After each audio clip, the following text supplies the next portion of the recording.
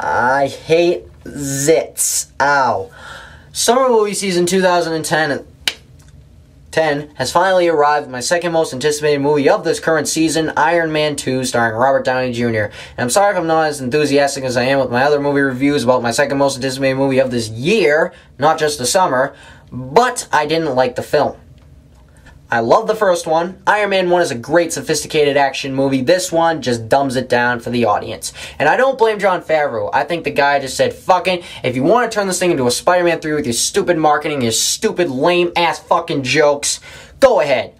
I'm going to write my character more stuff in this film. I'm going to give myself more screen time. And I'm just going to go in as an actor. You know, I'll direct the thing, but I'm just basically there to deliver the comedy. Which I didn't have a problem with in this film. I think the comedy was still there.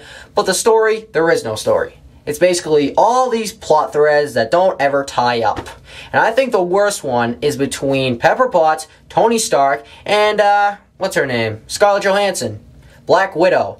You know, there's a love triangle going on here, and, you know, I think that Pepper Potts and Tony Stark were established enough as relatable characters in the first movie, at the end of the first movie, that they'd have some chemistry in this movie, a lot more than the first one, but no. They completely throw out the first scene, you know, when he's on the jet with her, having some good dialogue, some cute dialogue, and basically show another scene of Iron Man just jumping off a plane. It's very bland, but I kind of liked it, just with the AC/DC music. It really amped up the stupidness. But, you know, there's nothing going on here. Gwyneth Paltrow is basically useless. She doesn't do anything except for cry like MJ at the end of each Spider-Man movie. She's just there, and when she gets saved, she just goes, he just flies off. Nothing else happens. I know I'm skipping around a lot, but fuck it. I just want to give my opinion, and I don't care how I do it.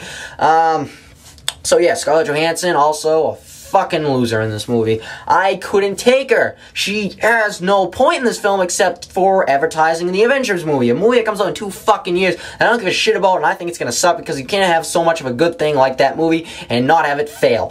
But, yeah, all she does is backflips in this film, and Jon Favreau watches her, and, you know, his comedy's great, but, Jesus, all she's doing is backflips and kicking people's ass. She doesn't do anything else. She's so lame and so one-dimensional.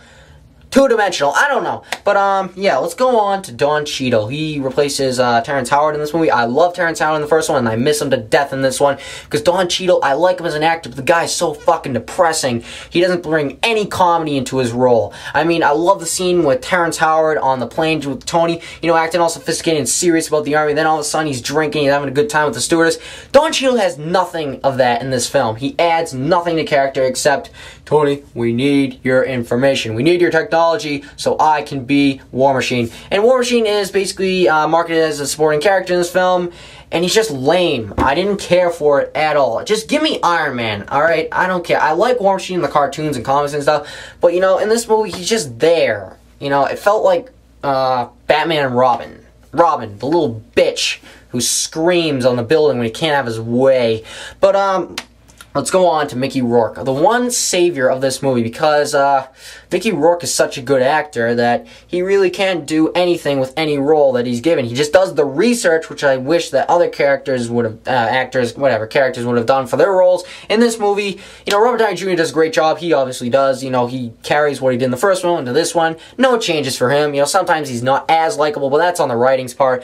But anyways, back to Mickey Rourke as Whiplash. I really like this guy's scenes with Tony Stark. They really have some nice banter going on, and I wish they had added more of that in the movie because that was interesting.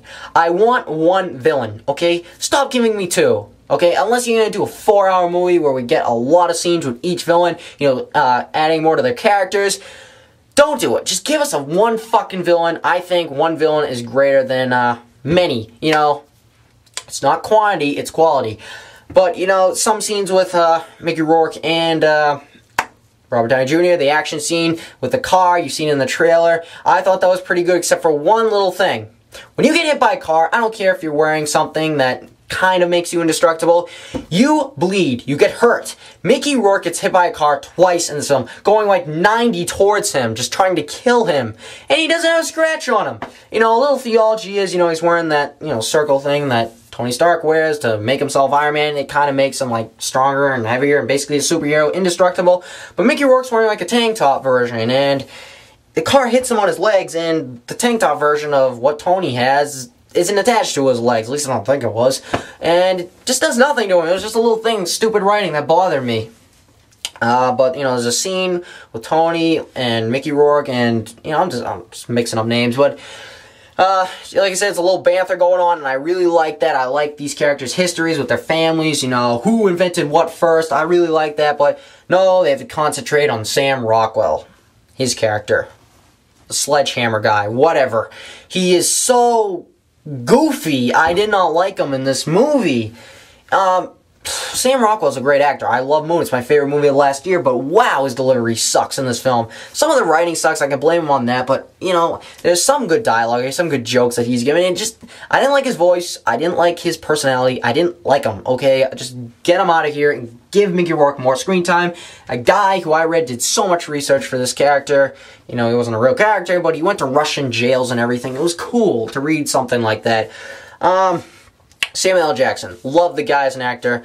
I just wish he wasn't in this movie, because he's the only person that seems, well, I mean, kind of Sam Rockwell, but he really seems like a character in this film, like a comic book come-to-life character as the S.H.I.E.L.D. guy, Nick Fury. He just, you know, he has the long jacket and the eye patch, and, you know, he's talking to, like, these military guys that look like they'll be in reality. It just doesn't work. I just killed a mosquito. But, you know, it's just advertising for the Avengers, again, and I don't care for it at all.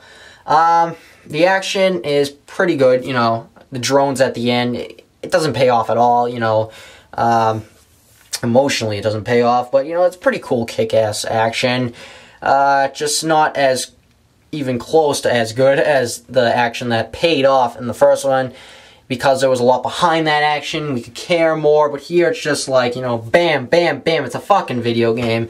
A lot of people might give me shit for this review, but I don't care. You know, a lot of people saying they loved it. It was great. Way to start the summer out, man. I don't know. So far this summer looks bland, except for the Inception trailer number 3. I can't wait for that movie. But Iron Man 2, 2.5 out of 5. Just didn't have fun with it. Couldn't have fun with it, because it was such a step down that, you know, I just couldn't amp myself up to say, okay, just enjoy it for what it is. I just couldn't. There were so many problems with this movie. I can't think of too many good things. The music, they used some AC/DC songs, which was cool, but that's about it. That's it.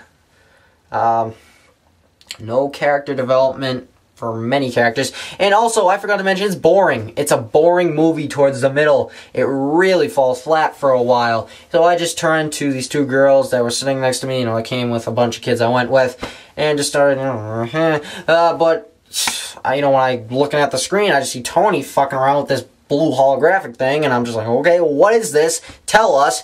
But they don't, so I just turned to them. Then when I look back on the screen, it's a couple scenes later, I thought I didn't miss anything. I probably didn't. But it's Tony using Captain America's shield as something to lever up something. It just showed no respect to the other movie. Now I won't be able to take the Captain American movie seriously. There's nothing that bothered me is Tony is basically dying from this heart transplant thingy, what makes him Iron Man, and that's never resolved in the end. At least I don't think it was. I don't remember any scenes resolving it. Definitely fighting it, but not resolving it. So, Iron Man 2, you should see it, you know, just to get a glimpse of what I'm talking about. But if you enjoyed it, good for you. Good for you. That's all I have to say. I'll catch you next week for Robin Hood. Hopefully, Ridley Scott delivers.